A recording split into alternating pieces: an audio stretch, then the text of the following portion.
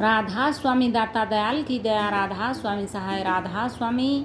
यह पुस्तक है अनमोल चरित्र और इसमें परम संत हजूर ताराचंद जी महाराज का जीवन चरित्र वृत्तांत है। अभी तक हमने इस पुस्तक के 260 पेज आप लोगों तक पहुंचा दिए हैं और आज हम पढ़ने जा रहे हैं पेज नंबर 261 से। परिश्रम की प्रतिमूर्ति की आश्रम पर छाप।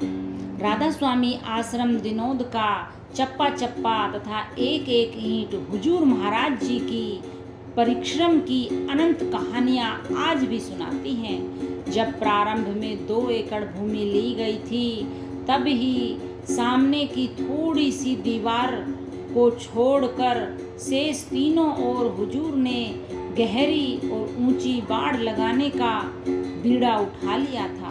प्रातः 3 सेवादारों को बाड़ के लिए कीकरों की टहनियाँ व अन्य कांटेदार झाड़ियाँ लाने के लिए भेजा।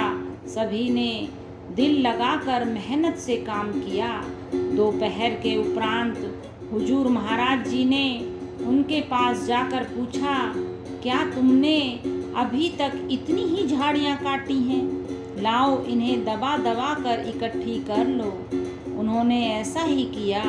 हुजूर ने फिर उनमें स्वयं जेली पिरोई और अकेले ही उसे अपने सिर पर उठाकर चल पड़े। भार तथा आकार इतना बड़ा था कि आम व्यक्ति उसे उठाकर चल ही नहीं सकता था और हुजूर महाराज जी उसके नीचे अदृश्य होकर ही चल रहे थे। जो भी देखता था अचंभे में पड़कर भार ले जाने वाले को पहचानना चाहता था। अकस्मात अरमान साहब भी आश्रम में आ गए। उन्होंने भी इस कंटीली झाड़ियों के पहाड़ को अपनी ओर आते हुए देखा। उन्हें भी यह दृश्य चमत्कार पूर्ण ही प्रतीत हुआ। वे दूर से समझ नहीं पाए कि झाड़ झंखाड़ों का यह भार आदमी द्वारा या बैलगाड़ी द्वारा लाया जा रहा है। यह देखकर वे चकित थे। इतना बड़ा पहाड़ सा यह भार स्वतः ही कैसे चला आ रहा है? बुआ निहाली से यह बात पूछनी पड़ी। तब बुआ निहाली बाई ने बताया कि भगत जी कीकर की छड़ियों का भार ला रहा होगा, जैसा कि उन द्वारा प्राय ऐसा किया जाता था। नज़दीक आने पर हुजूर महाराज जी ने ज्यों ही भार को उतारा तो सामने अरमान साहब दिखाई दिए। उन्होंने दौड़कर दंडवत चरण स्पर्श किए, परंतु अरमान साहब ने उनको चेतावनी दी कि ऐसा करना ठीक नहीं है, ऐसा फिर कभी मत करना। उस दिन के बाद से महाराज जी ने सामर्थ्य से अधिक बोझा नहीं उठाया।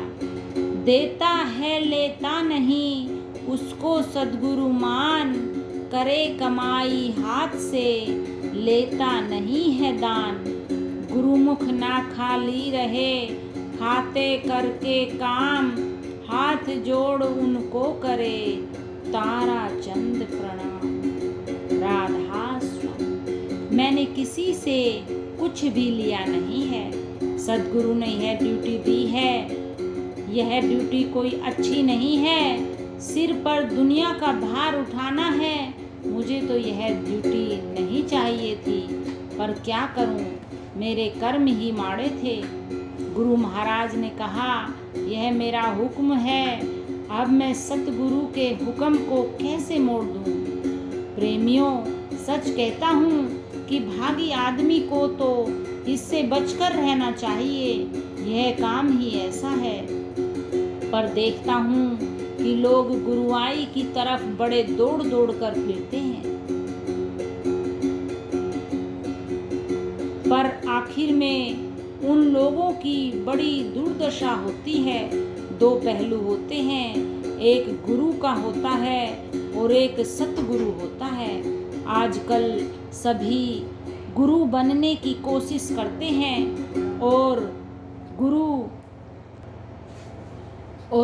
कहते हैं गधे को। भार ढोने के लिए गधे बन जाते हैं। गुलाबदास जी महाराज ने लिखा है कि कई किस्म के गुरु होते हैं, सतगुरु तो एक ही आता है। वह अपने जीवन में कमा कर खाता है, वह दुनिया का भार नहीं लाता है, वह दुनिया का कल्याण करने के लिए आता है और मुफ्त में उपदेश देता है।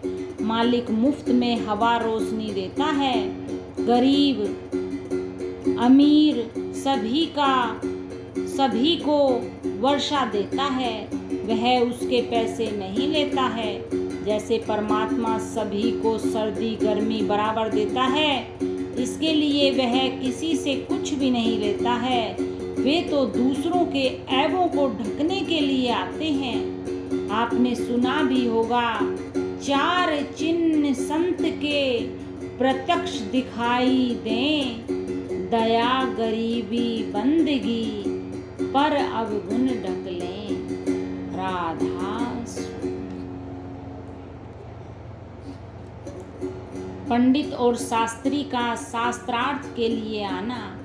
हमारे गांव का एक पंडित और लुहारी गांव का एक शास्त्री मिलकर मेरे पास आए थे कि चलो उस जाटड़े को नीचा दिखाकर आएंगे।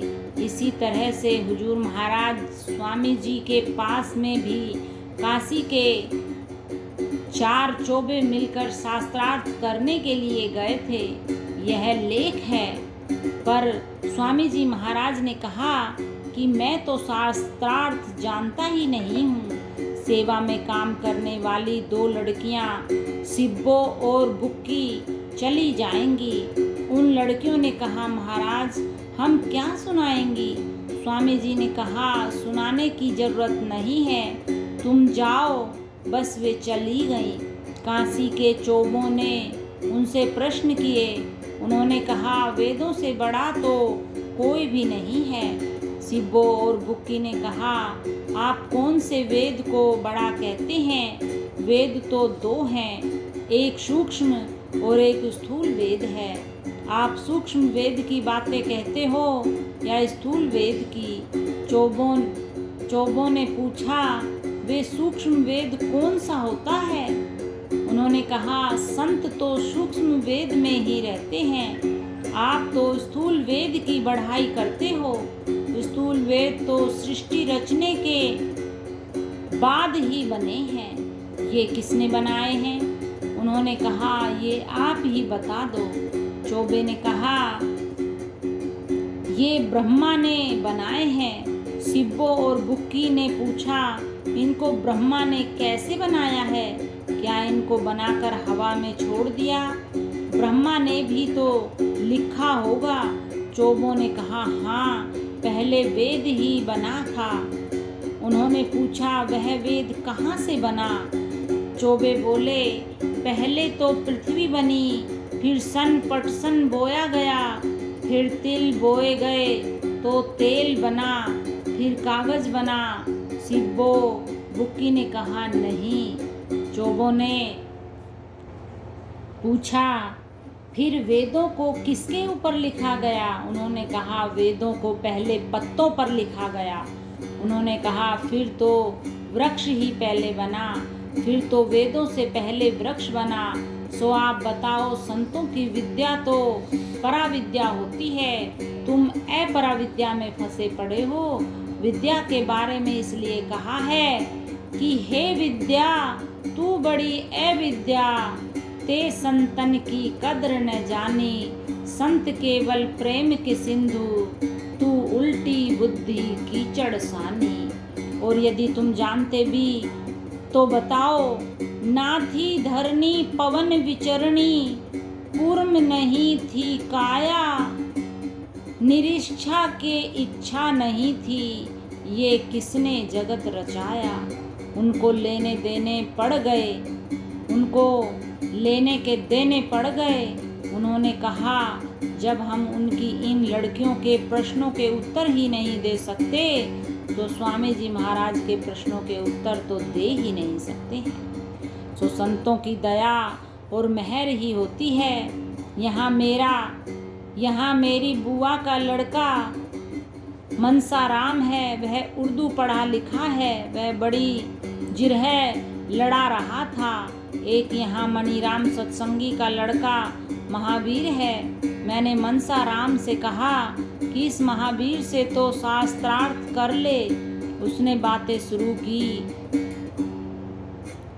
2 ही बातें हुई थी, उसने महावीर के आगे हाथ जोड़ लिए। जैसी हालत मनसाराम और काशी के चोबों की हुई, वैसी ही हालत लोहारी के शास्त्री और उस विनोद के पंडित की भी हुई। राधा स्वामी फंड कर रहा है, दुकान है। कई दिनों की बात है, हमारे गांव में एक आदमी ने मेरे बारे में कहा, भाई यह तो फंड कर रहा है, यह तो दुकान है। मैं सत्संग करके आया तो मुझे इन बातों का पता लगा। मैंने कहा, भाई वह ठीक ही कह रहा है कि यह दुकान है। किसी की चाय की दुकान है, किसी की जूतियां गांठने की दुकान है, किसी की कपड़े की दुकान है, किसी की किसी चीज की दुकान है और किसी की किसी चीज की दुकान है। मेरे पास राम नाम की दुकान है, पर इस दुकान में कोटि जन्मों के पाप कट जाते हैं। उसने कहा, उसने ठीक कहा है कि यह दुकान है। सो तुम सभी सौदागर आए हो, जिसके यहाँ टोटा पड़ जाता है, तो क्या तुमने उनको सिर पीटते नहीं देखा है? किसी की भैंस मर गई या गेहूं के घाटे के कारण तो रोते हो, पर तुम इतना कीमती सौदा लुटवाए बैठे हो कि कभी उसे याद भी नहीं करते हो कि तुम कितना सौदा लुटवा चुके हो। इसका कोई ठिकाना ही नहीं है। तुमने सारी पूंजी बर्बाद कर दी है। तुमने सारी पूंजी शराबों कबाबों में बर्बाद कर दी है। विषय विकारों और चुगली चर्चाओं में हमारे पास क्या आया? इस तरह सारी ही पूंजी बर्बाद करते जा रहे हो। भागी तो वही है जो अपनी पूंजी को दुगनी चौगुनी करके चला जाता है। सो प्रेमियों, व्यापारी बनो। महात्मा कहते हैं कि 1,00,000 जन्मों का पुण्य इकट्ठा होता है, तब आदमी का चोला मिलता है। 2,00,000 जन्मों का पुण्य इकट्ठा होता है, तब सत्संग, और 3,00,000 जन्मों का पुण्य इकट्ठा होता है, तब संत सतगुरु मिलता है। सोचो मैं क्या कहता हूँ, कितना माल लुटवा बैठे हो। इसलिए भागी तो वही है जिसने राम नाम की पूंजी बना ली है। महात्मा कहते हैं, राम नाम की पूंजी पल्ले बांध रे मना, ध्रुव बांधी प्रहलाद बांधी जाट से धना। कितनों ने ही यह पूंजी बांधी। मीराबाई, ध्रुव, प्रहलाद, नानक, दादू, सभी ने यह राम नाम की पूंजी अपने पल्ले बांधी। और वही पूंजी तुम भी लेने के लिए आए हो। इसलिए संतों ने रुक्का मारकर लोगों को समझाया है, राम नाम की लूट है, लूट सके तो लूट, अंत काल पछताएगा जब प्राण जाएंगे छूट। राधा माया महाठगनी है। एक दिन मैं बैठा हुआ था, मेरे भजन का समय था, अपनी बातें बतानी पड़ी, बड़ी मुश्किल है। भजन का समय छोड़कर मेरे पास रुपए थे, उनको गिनने लग गया। जब मैंने 4-5 गिने तो मैंने सोचा कि ए मूर्ख, ए गंदे, नालायक, तुझे भी इस ठगनी ने ठग लिया है। तेरा इतना कीमती समय और उस समय को छोड़कर इस मिट्टी में हाथ दिए बैठा है। मैंने रुपए रखे और अपनी समाधि में चला गया। सच पूछो तो कई देर तक समाधि ही नहीं लगी। कारण यही था, कबीर मन एक है, भावे जहाँ लगा भावे हर की भक्ति कर, भावे विषय कम। मैं आप लोगों को भव चक्कर से निकालने के लिए बताता हूँ। कई देर तक मेरी समाधि नहीं लगी। मैंने सोचा तू तो गिर ही गया है। ये लोग ऐसे ही तो गिरते हैं, एक इंद्रिय के विषय में आकर गिर जाते हैं। यह भी इंद्रियों का ही एक आनंद था। ये माया भी तो विषयों का आनंद है, यह भी एक विषय ही है। मैंने उसी वक्त 2 घंटे की जगह 2.5 घंटे अभ्यास किया, क्योंकि आधा घंटा तक तो मन ही नहीं टिका था। गुनावने उठती ही रही थी। राधा ब्राह्मण गुरु है जगत का, ब्राह्मण गुरु है जगत का, संतन का गुरु नाही, आगे के गुरु संत हैं, वहाँ पकड़ ले जाही। कोई प्रेमी आया, उसकी बहन हमारे गांव में ब्याही थी। अपनी बहन से उसने कहा कि तू ब्राह्मण की बेटी है और जाट को गुरु बना लिया है। उसने कहा तूने गलत काम किया है, ब्राह्मण तो जगत का गुरु होता है, तूने तो हमको बट्टा लगा दिया है। उसने कहा भाई मुझे तो पता नहीं, पर चलकर बात तो कर ले। वह मेरे पास आ गया। उसने कहा ब्राह्मण तो गुरु है जगत का। मैंने कहा दोहा याद है तो आगे बोलो। उसने कहा याद नहीं है। मैंने कहा आप ठीक बोलते हो, दोहा यह है, ब्राह्मण गुरु है जगत का, संतन का गुरु नाही, उलझ पुलझ के मर गया, चारों वेदों माही। ब्राह्मण तो चारों वेदों में उलझ कर मर जाता है। वेद उस घर का भेद नहीं देते, वे तो इशारा करते हैं। वेदों में ब्रह्मा का वर्णन है, पार ब्रह्म का वर्णन नहीं है। जब पार ब्रह्म की बातें चलती हैं तो उस वक्त, जब पार ब्रह्म की बातें चलती हैं उस वक्त वेद कहता है कि नेति नेति अर्थात आगे चलो। सो जो इनसे बच जाते हैं वे दुखी होते हैं, इनसे बंधना नहीं है। मैंने कहा भले आदमी ये तो सोचो कि हम जाति पाति को मानते ही नहीं हैं, हम तो कर्म को मानते हैं। जो अच्छे कर्म करता है वही देवता है और जो बुरे कर्म करता है वह राक्षस है। आप जो जाति में फंस गए हो, जाति वहाँ नहीं है। न जाते हैं तब जाति होती है और न आते हैं तब भी। ईश्वर कृत या मालिक कृत जातियां तो 2 ही हैं, एक जाति स्त्री की और दूसरी पुरुष की। मानसकृत जातियां तो हजारों बना रखी हैं। राधा ब्राह्मणी को हुजूर के असंख्य रूप दिखाई दिए। हमारे गांव में एक ब्राह्मणी है, वह बड़ी अच्छी है। उसने कहा महाराज जी तो एक है, दुनिया तो हजारों की संख्या में है, ये इस दुनिया को कैसे तारेंगे, किस तरह से इनकी संभाल करेगा। अब दूसरे ही दिन उसने आकर हाथ जोड़ लिए। मैं सच कहता हूँ वह अभी जीवित है। वह मेरे पास हाथ जोड़कर खड़ी हो गई। वह मेरी चाची लगती है। मैं उसको दादी कहता हूँ। मैंने उसको कहा क्या बात है दादी। उसने कहा भाई मेरी गलती माफ़ कर दे, मुझे तो पता नहीं था। मैंने पूछा क्या बात थी। उसने बताया मैंने कल कहा था कि ये किस किस को पार तारेगा, यह तो एक है और इसने हजारों चेले बना लिए हैं। मैंने पूछा फिर क्या बात हुई। उसने कहा मैं तो जब अपने ध्यान में बैठी तो आपके असंख्य रूप दिखाई दिए, हजारों की गिनती में थे।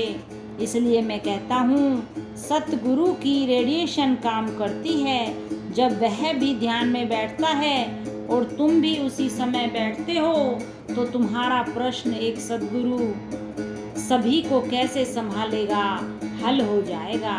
क्या तुम्हें पता नहीं है कि ये सूर्य चंद्रमा एक ही है, एक एक ही आकाश में है। उनको हजारों घड़ों में देखो तो आपको उन सभी हजारों घड़ों में ये सूर्य व चंद्रमा दिखाई देंगे।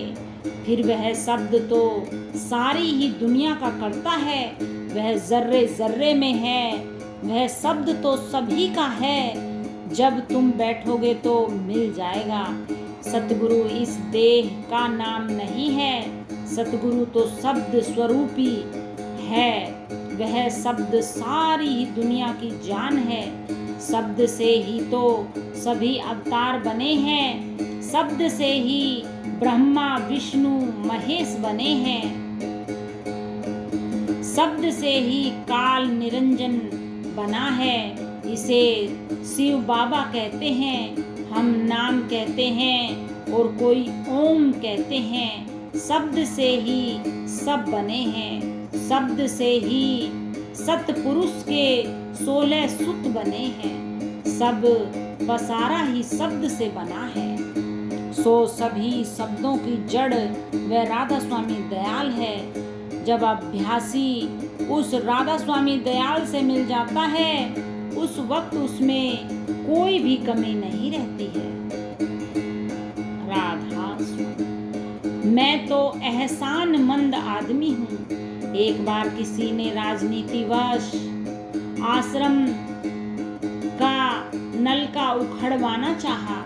मेरे एक दूर के भाई ने दूसरी सरकार के मंत्री की सहायता लेकर यह नलका उखड़ने से बचा लिया। यह था तो सार्वजनिक काम ही, फिर भी मैं इसे मुझ पर एहसान मानता हूँ। एक बार संदेश आया कि वही मंत्री आपके दर्शन करने के लिए आना चाहते हैं। मैंने कहा उसको कह देना कि वह आ जाएंगे, मैं तो उनका ऋणी हूँ। वे आश्रम में आए, मैंने उनसे बातें की तो उन्होंने हाथ जोड़कर कहा, आप कैसी बातें करते हो। मैंने कहा मैं एहसानमंद आदमी हूँ और मैं किसी के किए हुए एहसान को भूला नहीं करता हूँ। जो एहसान को भूल जाता है वह तो काफिर होता है, उस आदमी को कभी भी शांति नहीं मिलती है। तुम तो संसारियों का ऋण नहीं उतार सकते हो, परमात्मा का ऋण तुम क्या उतारोगे। राधा स्वामी। संत मत में जोग और भोग दोनों हैं। कलयुग में संतों ने ऐसा तजुर्बा निकाला कि जोग और भोग दोनों ही प्राप्त हो गए। अब कौन सा जोग और कौन सा भोग मिल गया। विषय वासना का ही नाम भोग नहीं है। भोग का अर्थ वे सब ही ऐश और आराम है जो हम लूटते हैं। मेरे खुद के तजुर्बे हैं। मुझे याद है थैला मेरी बगल में होता था और मैं पैदल जाकर सत्संग दिया करता था। आज हम एक दिन 6 जगह भी सत्संग दे देते हैं। जब गाड़ी चलती है तभी यह सेवा संभव है। इसको कहते हैं कि जोग भी है और भोग भी है। भोग यह है कि कभी हवाई जहाज में चलना होता है, कभी गाड़ियों में चलना होता है, तो कभी किसी और साधन में बहुत आराम के साथ यात्रा हो जाती है। आज पहले की तरह है, कभी पत्थरों पर भी नहीं सोना पड़ता। आज साधक विद्युत चालित पंखों के नीचे अपनी वृत्ति को मोड़कर 10वें द्वार पर ले जाते हैं। 9 द्वारों को खाली करके 10वीं गली में ले जाते हैं। इस तरह मुक्ति मिल जाती है, सब कुछ बन जाता है। इसलिए आज संतों ने जोग भी दे दिया और भोग भी दे दिया। इंद्रियों के सभी आनंद दे दिए। मैं उन भोगों की बातें नहीं करता हूँ, वे भोग संतों के काबिल नहीं है। यदि संत उनमें धंसते हैं तो उनको संत नहीं कहा जाएगा। कथनी तो गारा करे चारों वेद मजूर, लक्ष्मी तो कुंडी ढोवे रहने के घर दूर। राधा स्वामी। आज इतना ही। Like, share, subscribe and comments. Thanks for watching.